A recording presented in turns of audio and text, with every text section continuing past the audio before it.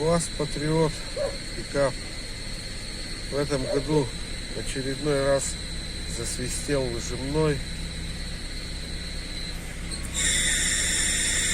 Нажимаю сцепление, слышно, какой свист идет.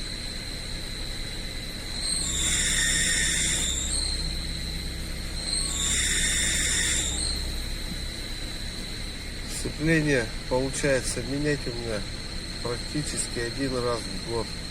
Что-нибудь с ним доделается. В том году такая же ерунда была. Свист выжимного. В итоге поменял маховик, диск сцепления, корзину сцепления, выжимной сам. Вот так вот. Ну, я считаю, это у меня все из-за того, что вожу частенько тяжелые грузы. Ну, бывает полтонны, бывает до тонны даже. Но так как я занимаюсь своим хозяйством, веду небольшое фермерское хозяйство, приходится возить корма, зерно, мясо. Ну и вот это приводит все к этому. Сено возим. Да много чего возим. И все вот это приводит, наверное, я так думаю, к замене сцепления часто вот так раз в год. Ну, хотя я в этом году старался беречь, сильно не нагружать. Буксовать, шлифовать. У меня такой манеры сильно нету.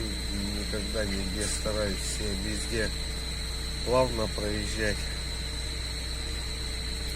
Но даже на сцепление не выжатое, все равно где-то слышно, что оно подсвистывает. А когда нажимаю сцепление, еще сильнее свистит. Ну, сейчас буду поднимать машину и буду разбирать. Потом в следующем видео покажу, в чем было причина, когда разберу. Ну и что пришлось поменять. Машина УАЗ Патриот пикап выпуском 2012 года. У меня, кстати, машина, на удивление, попала у нее 2012 год. Из завода, с конвейера, она вышла 31 декабря. Новогодняя машина у меня. Вот такие сюрпризы и преподносит, наверное. Ну ладно, всем пока. Ждите следующего видео с результатами разбора